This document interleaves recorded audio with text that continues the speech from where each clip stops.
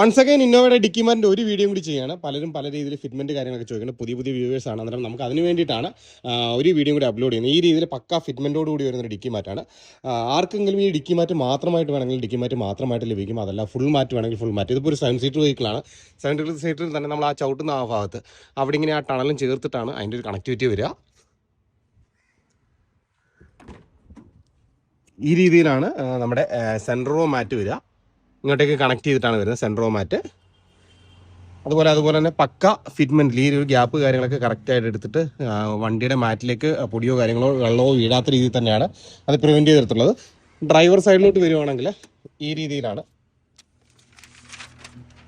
നമ്മുടെ മാറ്റിൻ്റെ ഫിറ്റ്മെൻറ്റ് കാര്യങ്ങൾ വരിക. പക്ക ഫിറ്റ്മെൻ്റ് ആയിട്ടുള്ളൊരു മാറ്റാണ് GFXൻ്റെ മാറ്റ് വരുന്നത്. അന്നേരം നിങ്ങൾക്ക് ആർക്കെങ്കിലും ഈ രീതിയിൽ മാറ്റോ കാര്യങ്ങളോ വേണമെങ്കിൽ നമ്മൾ കോൺടാക്ട് ചെയ്യാം. ഇഷ്ടംമാതിരി ബൾക്ക് ക്വാണ്ടിറ്റി സ്റ്റോക്ക് നമുക്ക് ബാക്ക് വന്നിട്ടുണ്ട്. അന്നേരം ഡിക്കി മാറ്റ് നേരത്തെ ചില സമയങ്ങളിൽ തീർന്നു പോയെന്നുള്ള പ്രോബ്ലംസ് ഒന്നുമില്ല. വേണ്ടുന്നവർക്ക് നമ്മളെ കോൺടാക്ട് ചെയ്യാം. പക്ക ഫിറ്റ്മെൻ്റ് ആയിട്ട് വരുന്നൊരു മാറ്റും ഫുൾ സൈസ് മാറ്റ്. ഇതിപ്പം ഡിക്കി മാറ്റ് മാത്രം വേണ്ടുന്നവർക്ക് ഡിക്കി മാറ്റ് മാത്രമായിട്ട്, ഫുൾ സൈസ് മാറ്റ് വേണ്ടവർക്ക് ഫുൾ സൈസ് മാറ്റുമായിട്ട് നമുക്ക് ലഭിക്കുന്നതായിരിക്കും.